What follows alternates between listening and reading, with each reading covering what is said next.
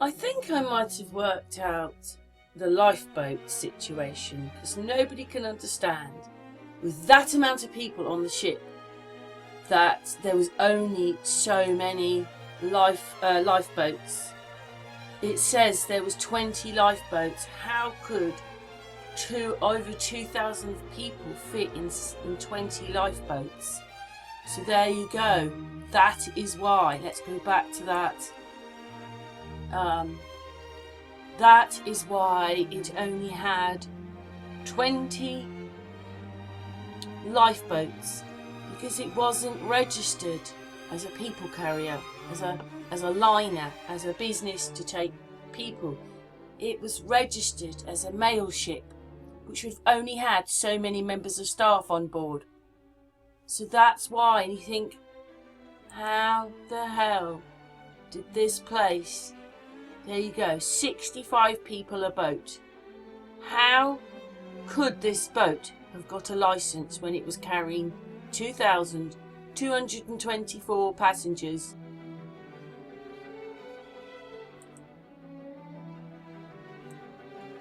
If you've only got 20 lifeboats, you're only registered to carry 20 lifeboats because you're a mail ship. How the hell did they get these 2,200 passengers on there without a proper licence? Because if it had another licence on it, there would have been more boats to take the people. Now everybody says this history doesn't add up. The reason there was only 20 lifeboats on the boat was because it was registered as a mail ship and would have only have carried so many members of staff. So it's a little hard to work out whether this history is real when it was carrying so many people. Yes, what's your take to my thought on that? 2,224 passengers, 20 boats. This boat didn't have a licence for 2,224 passengers. It had a licence because it was a mail ship.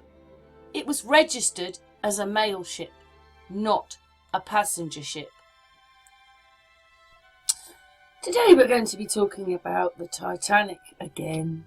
This is a picture I saw on Facebook, an abandoned cinema. But anyway, it's just quite incredible, excuse me, that the Titanic is registered. Well, it's registered as a mail ship, but it was a passenger ship. And I just find that quite incredible that no one really talks about it being a mail ship. And in this video we're going to look at the fact that it also had a swimming pool, but it had some problems because it wasn't put in the middle of the ship, so that when there was any rough seas the water inside rolled rather a lot and so forth. But yes, but anyway,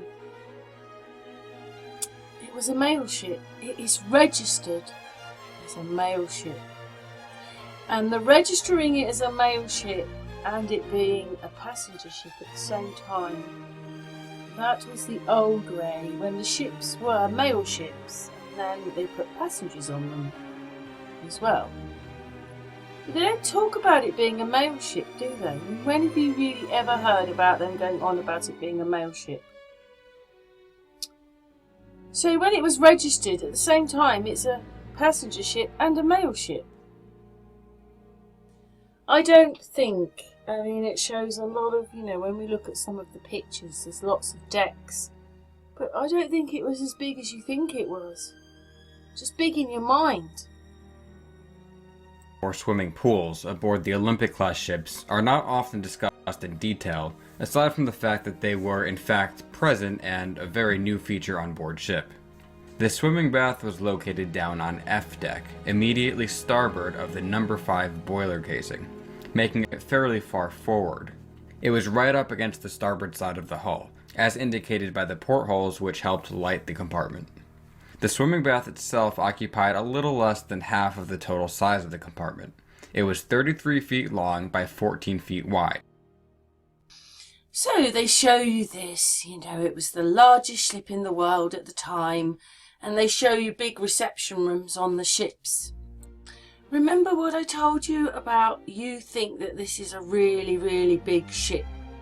Well, the swimming pool, which you can see the pictures of the ports. I know this is a virtual reality one, but that's what they said it looked like. There you go. There it is in the hull. So if that swimming pool takes up, okay, it's a floor, not the whole thing, but if it takes up that much room, and we're going to hear how big it is in a minute again, then this ship can't be as big as you think it is.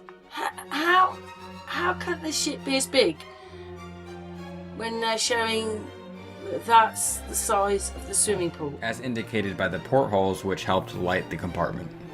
The swimming bath itself occupied a little less than half of the total size of the compartment.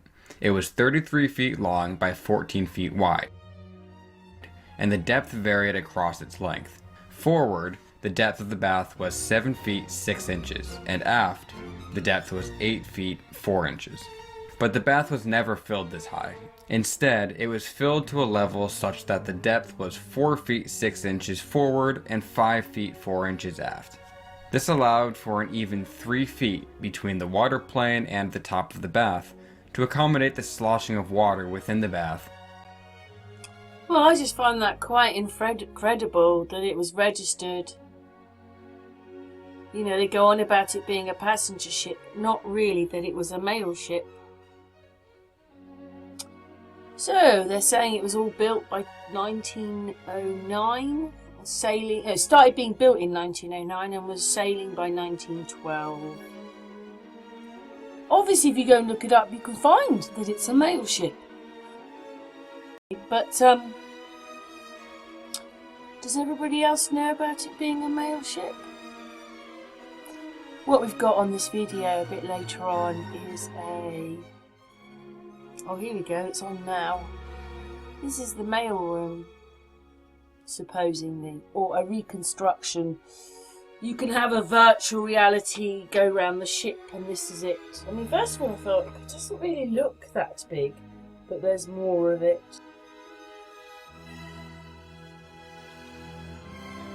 Everything, considering it was supposed to be a first-class ship, I know this is just a model, but nothing really looks that spectacular, if you know what I mean. It's just metal with a bit of wood. Obviously, the function rooms look a little nicer, I suppose, if we believe, but very often someone will say that's the Titanic, and that's the Titanic, and when you have a look there, it can't be the same ship. Like they do in the swimming pool. They put bigger columns up in the swimming pool, but that might be one of the sister ships.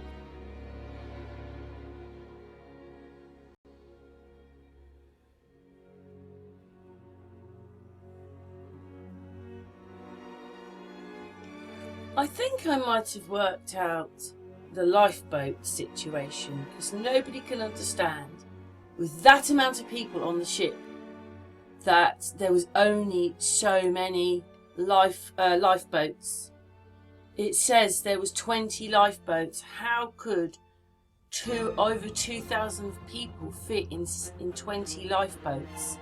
So there you go. That is why. Let's go back to that.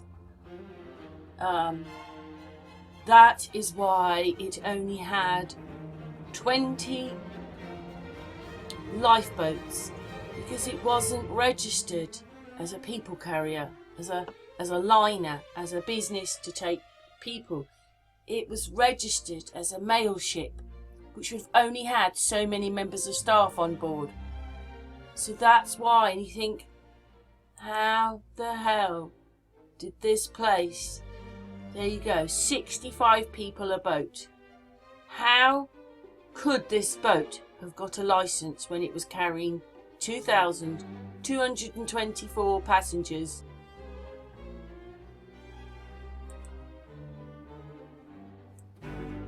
If you've only got 20 lifeboats, you're only registered to carry 20 lifeboats because you're a mail ship. How the hell did they get these 2,200 passengers on there without a proper licence?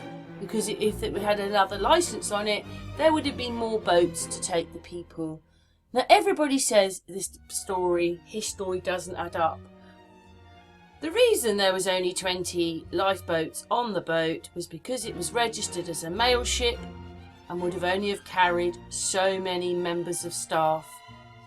So it's a little hard to work out whether this history is real when it was carrying so many people. Yes, what's your take to my thought on that? 2,224 passengers, 20 boats.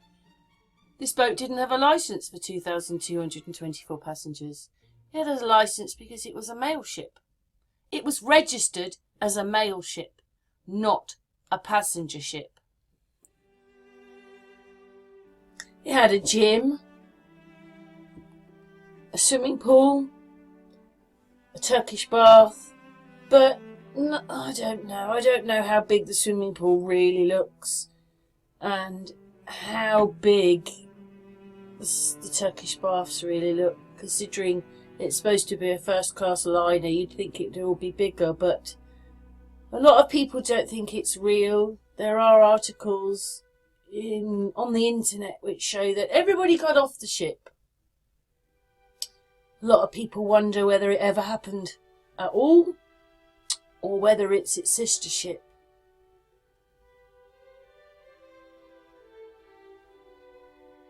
But supposedly that was done on, the mail ship.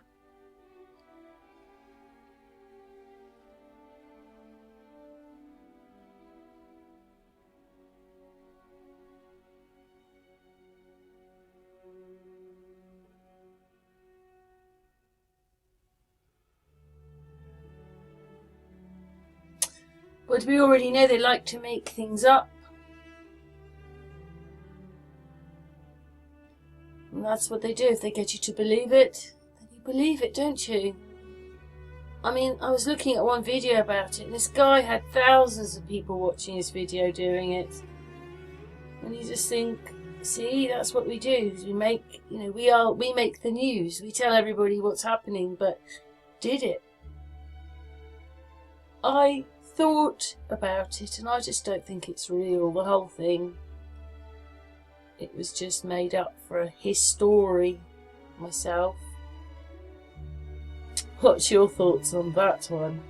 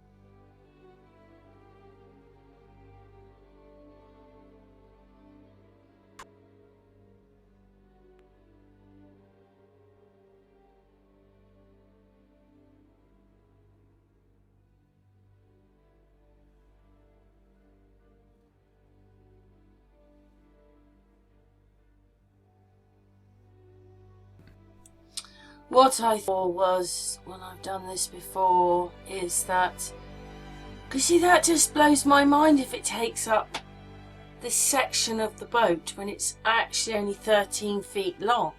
I just feel that this was a big yacht, a motorised big yacht from the Tartaria times. And I've already shown you or I'm showing you through this video the other problems it has, so I just, with that small swimming pool there with those windows, some kind of big yacht. It just wasn't as big as you thought it was. Because they're saying the biggest of its kind, and Titanic films it very big. I mean, we know how big those ships are, but Titanic is quite small compared. That's my favourite picture, because look how small it is compared to the other one. It's a big yacht. And it wasn't a cruise ship, because its purpose was for transporting goods, i.e. the mail, and obviously people, because it says transporting, it's not a cruise ship. It wasn't a holiday ship. Yeah, it was just to transport things. See, these are yachts. And I know these are a bit smaller, but they're the same kind of thing to that.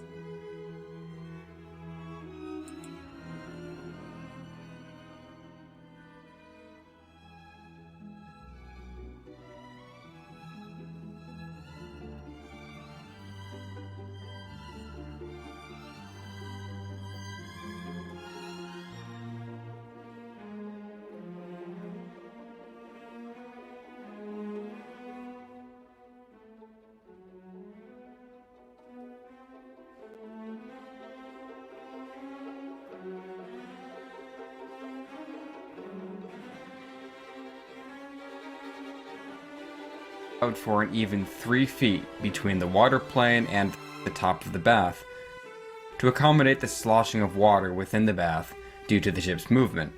As it turned out, 3 feet was not enough, and the swimming bath was quite affected by the rolling and pitching of the ship, particularly the rolling due to its not being on centerline.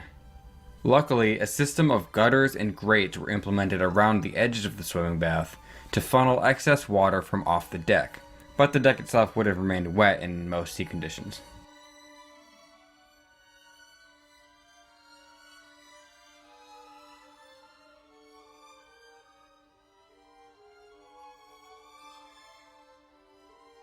Titanic swimming pool, very rare for its time period, a heated saltwater pool located on the starboard side of F deck.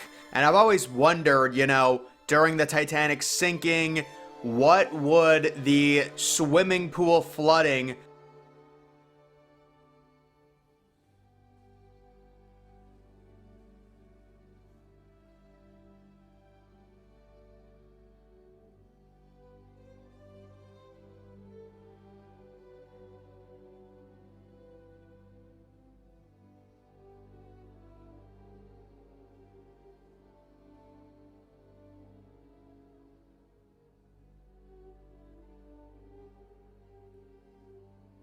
have looked like. Now, I'm just going to give some facts on it, and then I'll share my take about where it's located and what I think the remains of it are right now, because during the exhibitions, you can't get to it. There is a watertight door that is blocking it. We've seen the Turkish baths. They've been preserved amazingly well. People are speculating, what if we were able to see into the swimming pool? I'm going to talk about that. But the Titanic swimming pool was designed for only first-class passengers. It was seen as a luxury back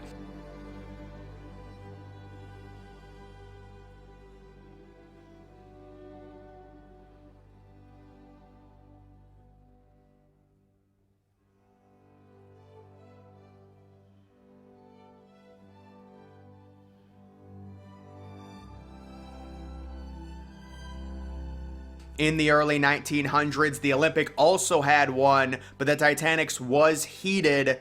It was 6 feet deep, and the depth was constant throughout the pool, usually filled between 5 and 6 feet to allow for movement. Kind of something interesting with how they used to do pools back then, at least on ships.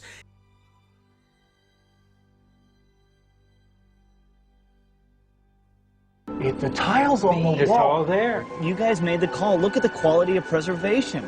Yeah, Ken called it totally. The preservation of this room is unreal. Wow. That tile, that's a complete panel. This just looks like glass.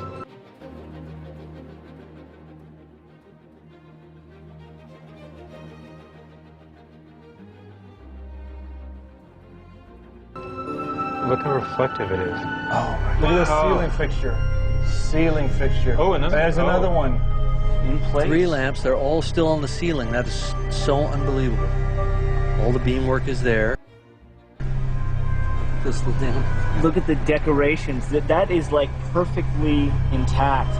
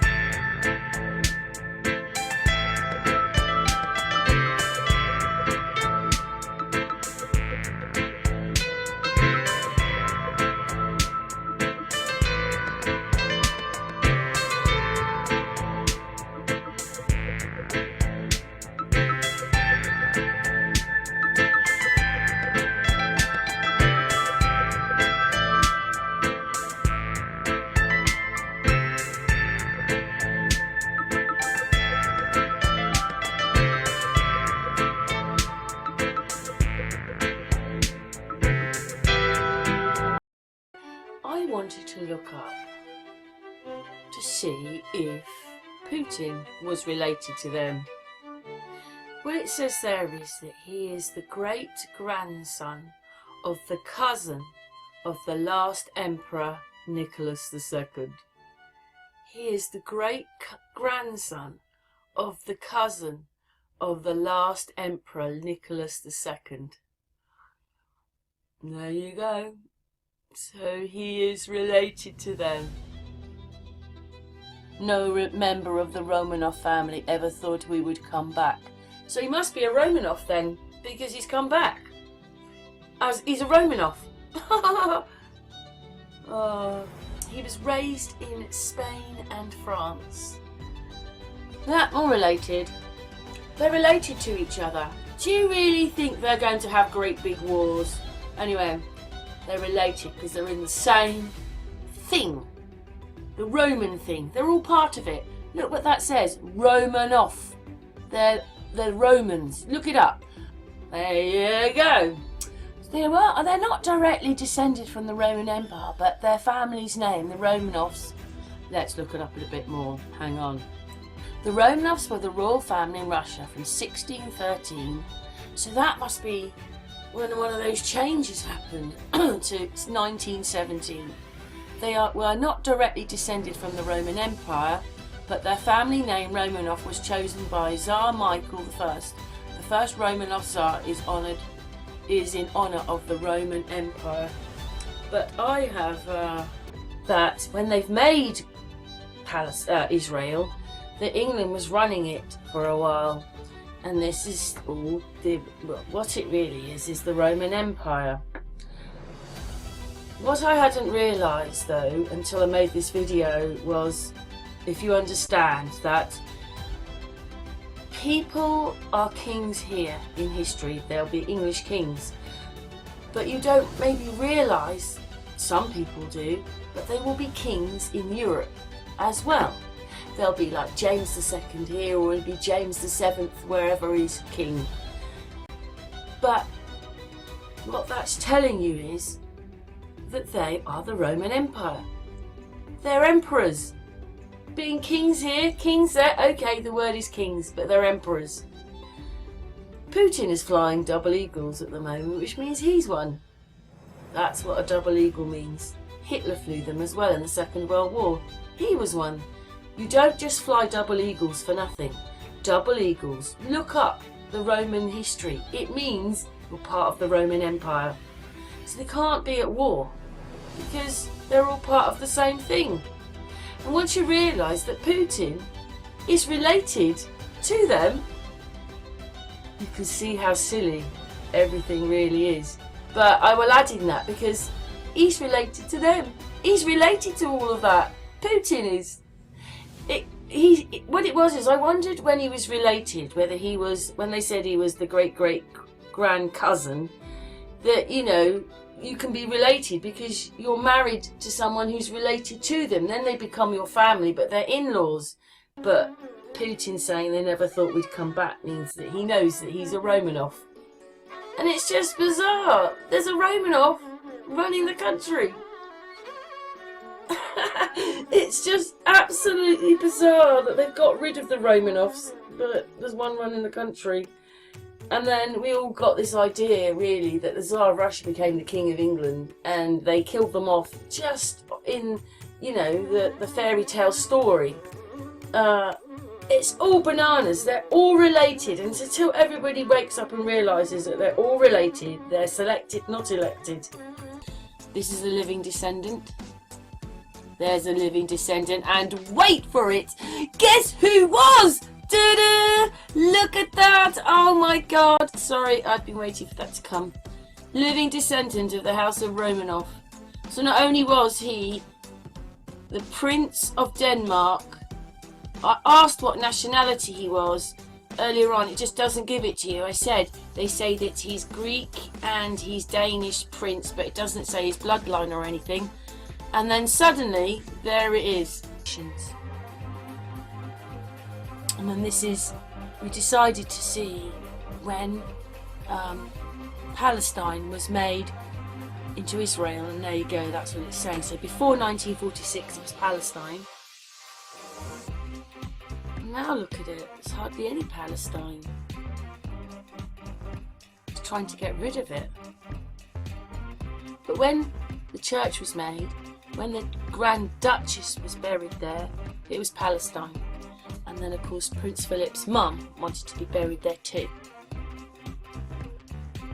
I wonder if everybody can see what's going on. They're just trying to get rid of Palestine, and of course then it shows different. Oh, I don't know, it's just different than Israel. I don't know, it's just different.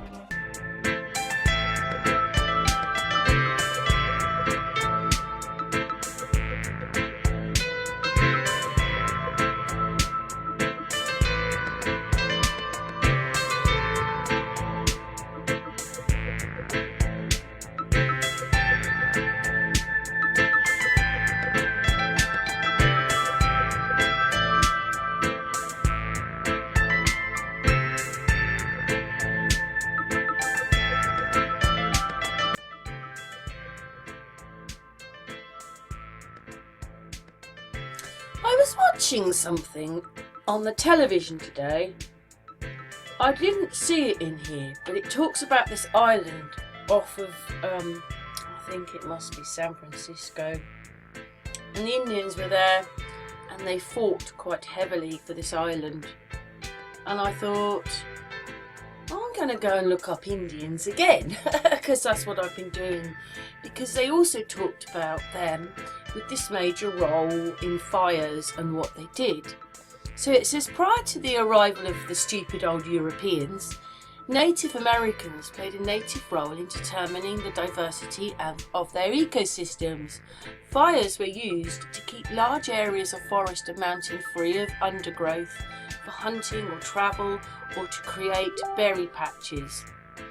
And you're like, well, we're going to just have a look at this.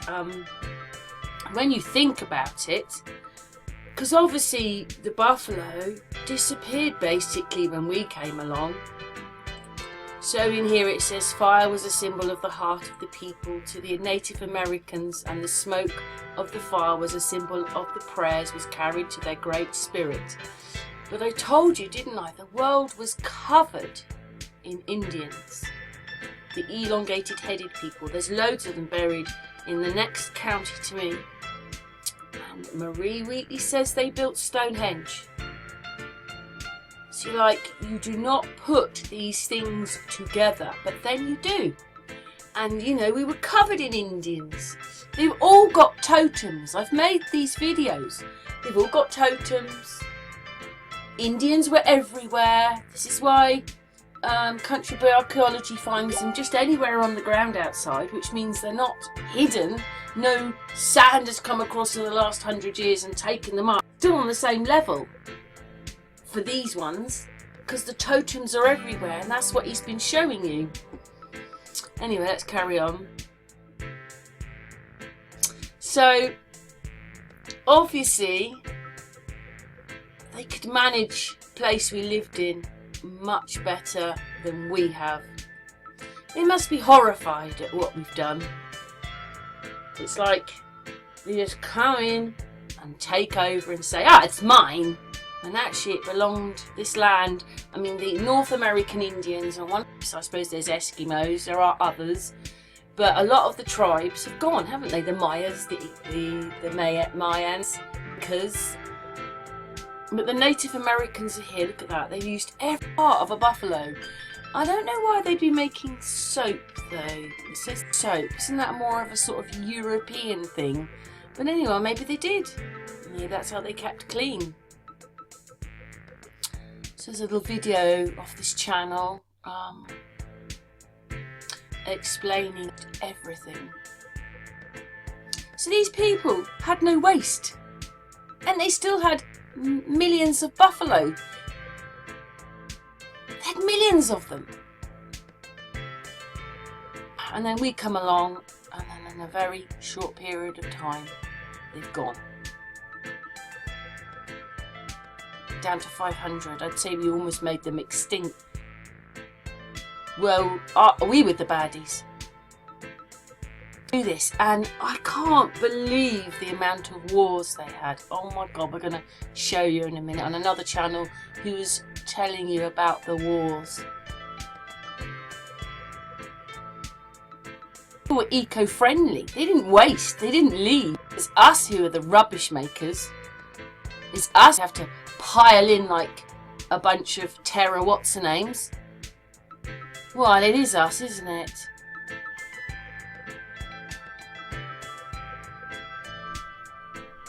Even the dung they used for fire. It's the next bit of the video that's just, well, I've it to you, but it's on this video. 60 million bison roamed North America at the turn of the 19th century. Americans had hunted them for millennia. The Europeans in the West, by 1910, only 5,000 bison survived. Because it was extreme. You know, they just knew how to do it all. You know, we've treated them, especially in the films, we have treated them really badly. But just because they didn't speak the same language, and you can see why they were fighting to keep their land. Seriously, you can. Maybe that's it, they just go through country upon country, kill all the Indians off and then go to the next country. Kill all the, or round them up, or make them prisoners.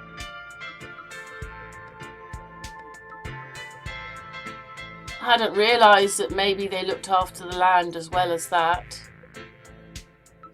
And then this one's about fires in general, because this fire happened in America in 1871. It's going to talk about, I mean, this one obviously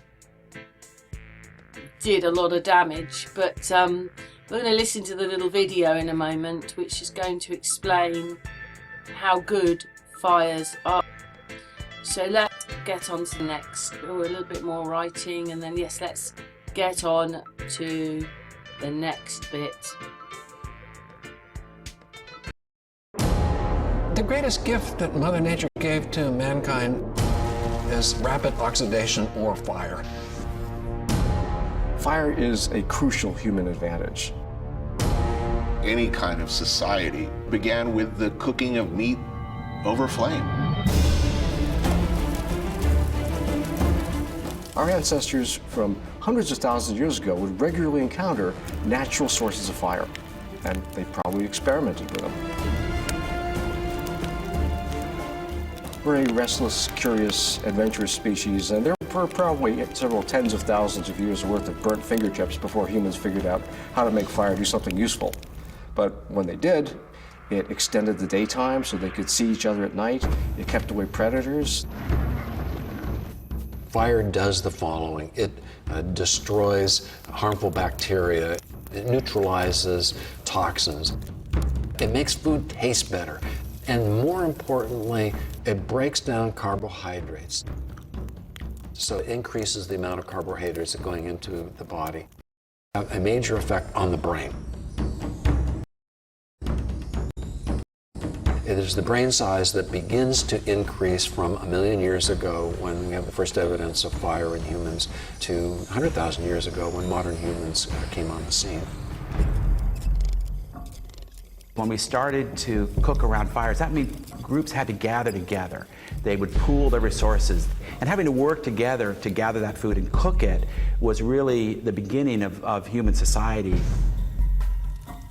Home and hearth are places of comfort where we can seek food, mutual support from other people like ourselves. You know, the heat, the flame, the beginning of all conversation. Still, you know, flame attracts people to Key to their survival. If we're looking at revolutions in human origins, the control of fire must rank among the most important of them.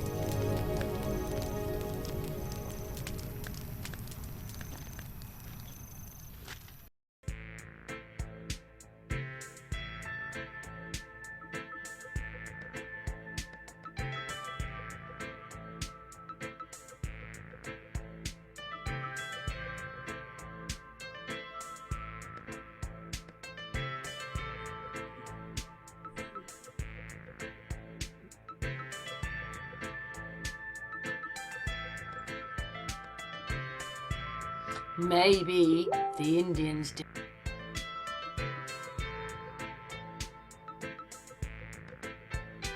Maybe, and for other reasons, but who knows, because we don't even know how much of this history is correct, except I feel now that the Indians ran everything.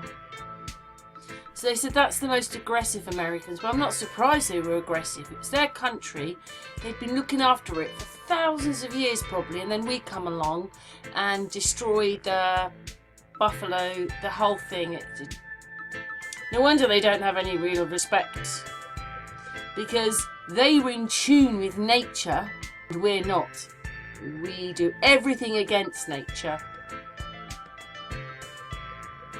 I mean, I come from the plastic 80s. How natural is that? And then I started looking, and then we came across this other web page. There you go, the Indian Wars. I realised that there had been so many wars. You might be quite shocked. Maybe you know how many wars there were. So it starts here in the 1540s. But that's Mexico, because Mexico used to run America. Probably with Portugal and Spain. So that's why the first one's happening. They don't want the Mexicans there. And then it just goes through all the wars, and there's just loads of them. I had not realised. You know, they go on about the First and Second World War. But it's terrible, and some of the wars were happening, like lots of wars at the same time were happening in the same sort of years, maybe a few years apart. But in those few years, there's loads of wars. We're going through it, so we'll see. The noise, it's the dog snoring under the table. She won't shut up. It's quite annoying, really. Obviously, you can see the different states it's happening in. It's obviously going across America. Got rid of the Mexicans as well. I mean, that one says French and Indian War, so they had to go as well.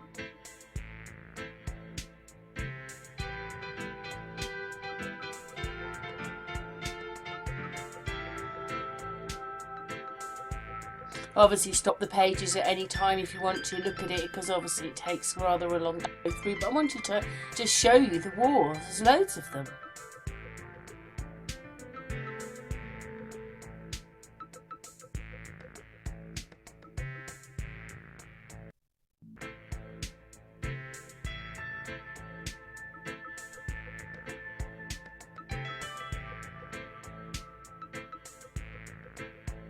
And look at him. Why has he got those on his shoulders? Roman thing. Why is them on his shoulders? Was that because I did read that some of things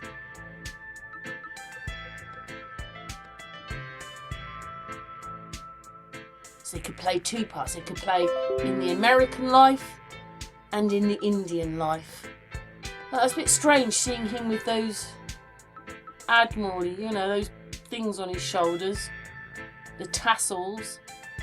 And look, we just go on and on and on. So there's a lot round here in the 1860s. But of course that would then fit into cowboy and westerns, and we don't even know if that existed. So maybe all this happened, but not in these years. It happened a couple hundred years before. Who knows? But definitely a lot of wars. 1853, 1853, 1854, 1854. 1854, 54, 55, 55. 55 to 58. 55 to 56, 55 to 58. 1955. That one says California. Maybe that was it. It was that one there. See, 1856, 56, 58, 58, 58, 59, 60. So there's a lot going on there. Them slaughtering them all. Oh, we're just an evil bunch of selfish people. We should have learnt from the Indians. far more in touch with nature than we have ever been. We're just consumers. There's just so many. I had not realised that there had been so many. I wish they'd won, the Indians. You think everything would be different.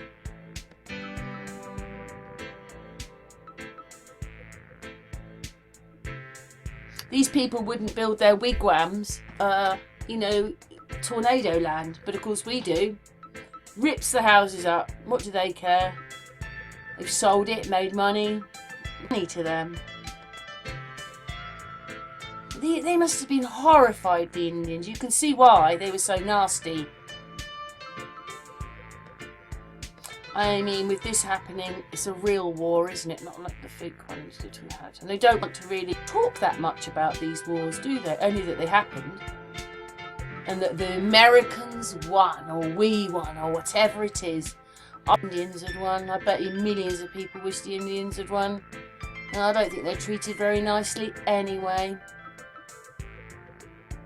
What, just because they want to live off the land? They're in touch with nature and everything. They've got the lives we want. There's just so many wars. I had not realised that there was this many. Oh, I'm really sorry. The dog just won't stop barking. It's a bit annoying at times, but never mind. Sorry about that. She carried on, even though I've poked her a few times. Stop it, Floss! She's still going. Anyway, so we're going through the wars. Let's stick with the wars. Battle of the Little Brighton.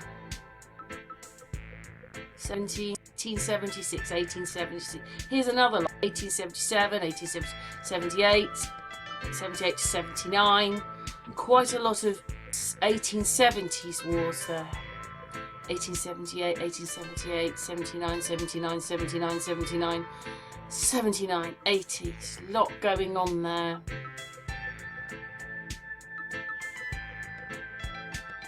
'81, '82, '86, '91. It's starting to come up. I think the last one, so they said, was 1911.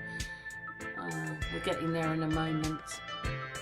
Oh, there it is. 1890 up to. That's as far as this goes. I thought I saw 1911 somewhere, but that's the channel, Legends of Earth. So thanks very much for watching. What's your thoughts? So many wars, and they knew how to look after everything. They could keep billions of bison on the go, whereas we slaughtered them down to 5,000. We just are destroyers.